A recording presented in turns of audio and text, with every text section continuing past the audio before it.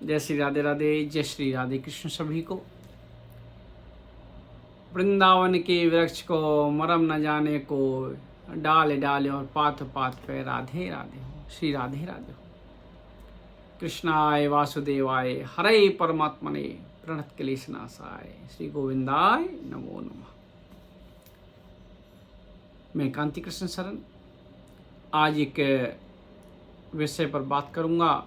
एक विवादित विषय चल रहा है बहुत दिनों से, अब थोड़ा शांत हुआ है। हम बात करेंगे अंतर्राष्ट्रीय कथा प्रवक्ता पंडित प्रदीप मिश्रा जी के बारे में।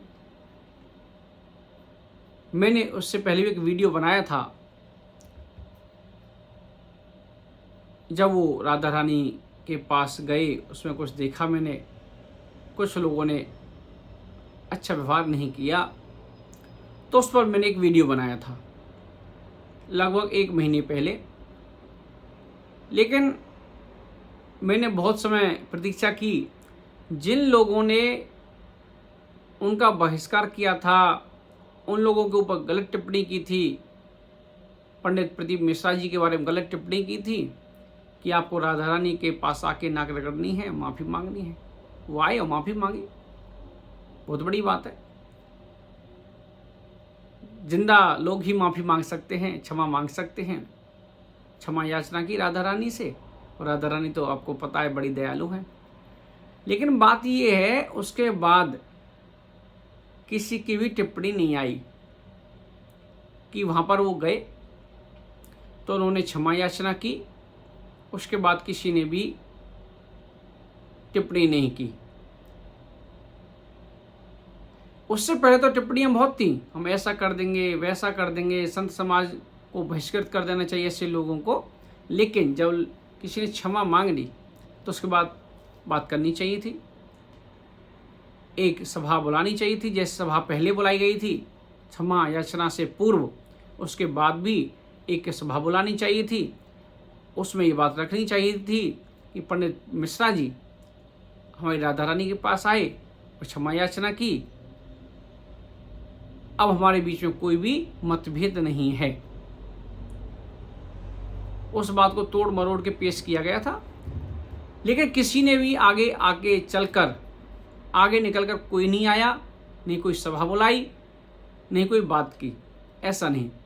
अगर उस प्रश्न से पहले सभा बुलाई गई थी, बात कर रहे थे, तो उसके बाद भी कुछ ना कुछ टिप्पणी जरूर करनी चाहिए थी जो लोग कर रहे थे, मेरे हिसाब से। आप सभी को पता है कि मंदिर में कुछ लोगों ने उनके साथ अच्छा व्यवहार नहीं किया। अगर ऐसे ही हम लोग करते रहेंगे तो हम कटते रहेंगे, बढ़ते रहेंगे। वो क्षमा याचना करने आए, उनके बाद उनके गले लग के स्वागत करना चाहिए था। जैसे हमने सभी से पहले एक मीटिंग की थी, एक सभा बुलाई थी, उसमें बहिष्कार की बात कर रहे थे। जब उन्होंने क्षमा मांग ली तो गले मिलकर सबको उस बात को भूल जाना चाहिए था, सभी को स्वागत करना चाहिए था। जितने भागवत प्रवक्ता हैं या कोई दूसरी कथा वक्ता हैं, सभी एक हैं। सबका मूल उद्देश्य क्या है? अपने धर्म के बारे में लोगों को बताना। वो भी उस रूप से जुड़े हुए, इसी रूप से तो जुड़े हुए हैं कि लोगों में भ्रम ना फैले, लोग जुड़े रहें, अपने कर्मों में करते रहें। ऐसे ही सभी को इकट्ठा होकर, मतभेदों को हटाकर एकमत होकर आगे आना चाहिए। अगर अब बात करते हैं, अभी कुछ समय पहले देख रहा था मैं वीडियो, एक पता नहीं कहाँ आर्य समाज का कुछ प्रोग्राम था, तो उस पर एक युवती बड़ी अभद्र टिप्पणी कर रही थी हमारी राधा रानी के बारे में। हैं, जिन लोगों को अपने बारे में नहीं पता, मैं किसी भी समाज या किसी भी लोगों के बारे में गलत नहीं बोलूँगा, लेकिन ये सोचो कि आप जिनके बारे में बोल रहे हो उनके पहले बारे में जान तो लो। हम बोल किसके बारे में रहे हैं? मुंह उठा के कुछ भी बोल देते हैं।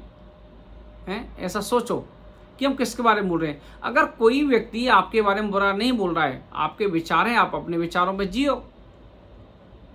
लेकिन थोप क्यों रहे उन विचारों किसी के ऊपर कि राधा रानी की ऐसी है, राधा रानी वैसी है। अरे तुम राधा रानी के बारे में नहीं जानते तो मत पड़ो उस चक्कर में। जिस दिन जान जाओगे उस दिन नहीं बोलोगे। महर्षि वेदव्यास की भी बुद्धि छोटी पड़ गई थी, जो आज से 5000 साल पहले भविष्य को देख सकता था। नारद जी ने आकर क्या बोला? उन्होंने बोला भागवत की रचना करवाने की मेरे बस की बात नहीं है, मेरी बुद्धि काम नहीं कर रही। तो नारद जी ने उनको भागवत सुना भी दी, फिर भी नहीं लिख पाए।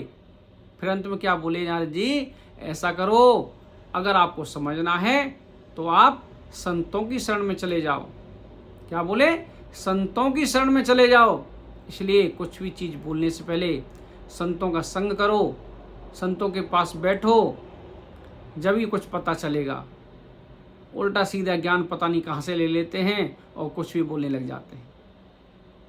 जब तक संतों के पास बैठोगे नहीं, संतों के पास मिलोगे नहीं, संतों के साथ बैठ के सत्संग नहीं करोगे, आप राधा रानी के बारे में कैसे जान सकते हो? आप अपने विचारों से जियो, हमें कोई आपत्ति नहीं है, लेकिन दूसरे के बारे में आप जब बोल रहे हो तो उसके बारे में अच्छी तरह खोज लें, छानबीन कर लें जब बोलें। और उसमें हमारी राधा रानी, अगर हम ही इधर से जवाब दें उल्टा सीधा, कैसा लगेगा? इसमें बढ़ते रहेंगे हम। कुछ भी बोलने से पहले 10 बार सोचें। ब्रजमंडल में आओ, पता चलेगा, राधा रानी के बारे में पता करो। हैं, कुछ पता नहीं रहता, कुछ भी बोल देते हैं नाप सनाप। हैं, ऐसा मत बोलो।